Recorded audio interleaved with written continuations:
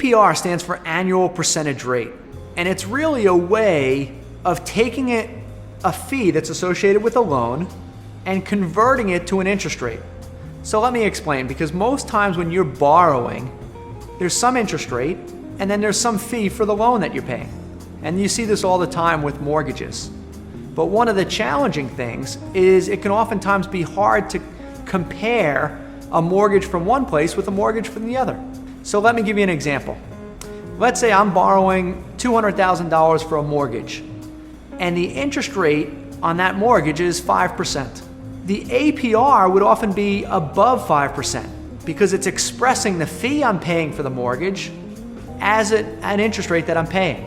So instead of a simple 5%, the APR might be 5.5% because it's taking the fee and expressing it as an interest rate.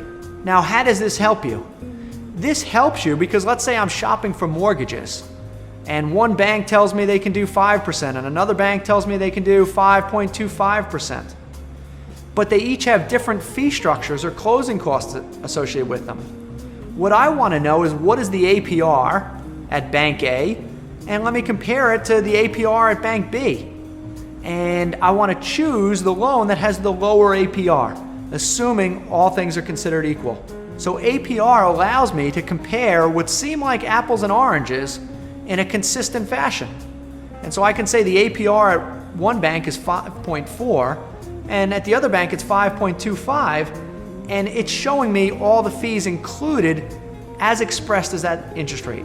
So I think it's a really helpful tool, and it's also important to note not just what interest rate you're paying is, but what the APR is. Because a lot of times people get a loan and it might have a lower interest rate up front, but the APR might be actually a lot higher, meaning there are a lot of extra fees that you may not have understood involved in the loan. So always make sure you compare the APR to the basic interest rate as a way of seeing how expensive it is to get that loan.